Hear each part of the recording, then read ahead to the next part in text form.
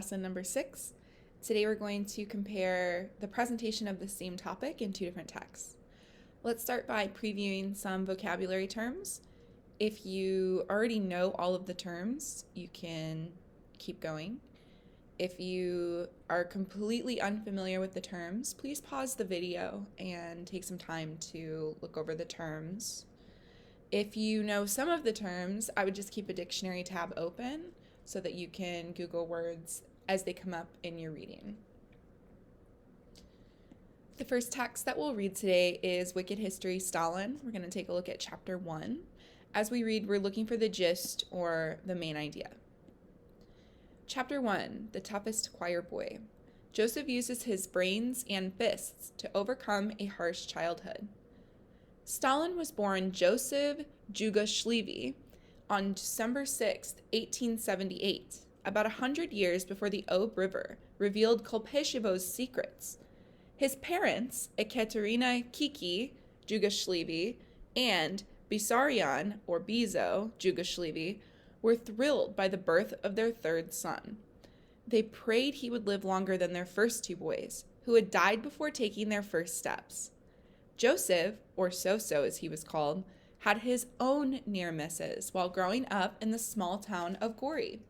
At the age of 6, he survived a bout with smallpox that left his face scarred with pockmarks.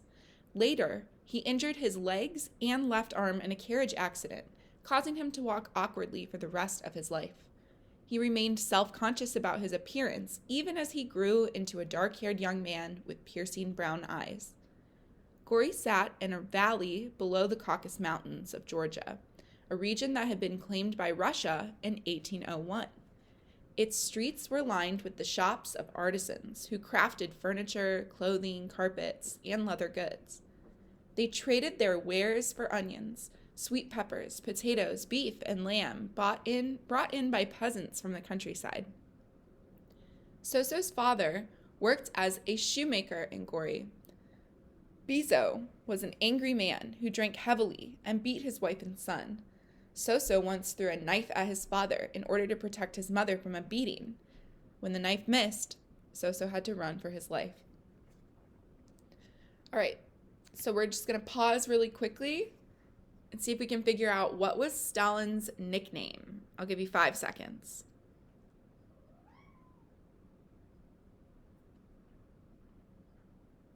All right, you should have selected Soso.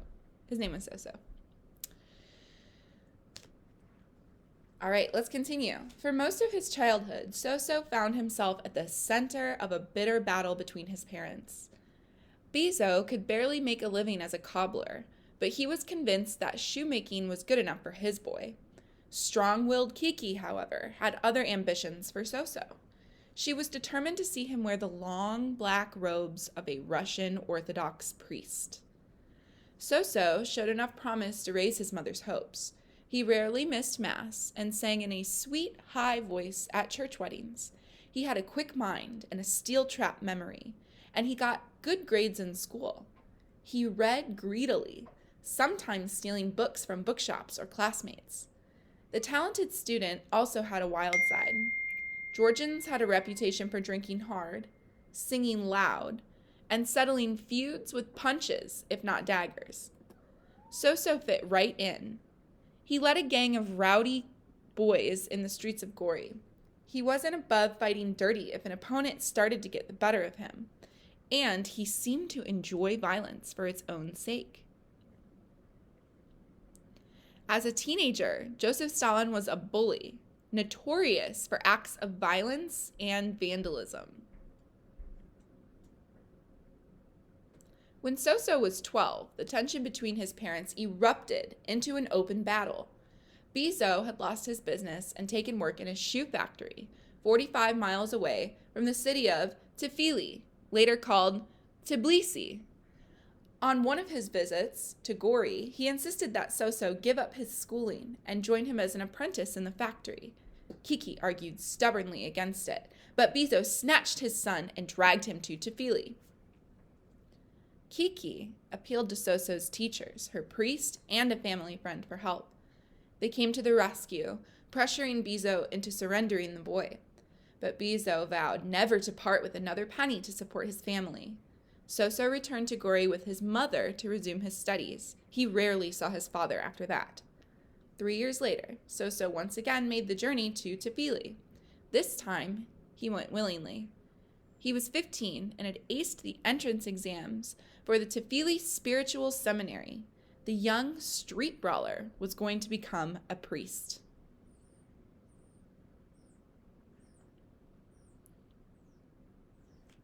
You should pause the video and take a moment to answer the questions about the gist.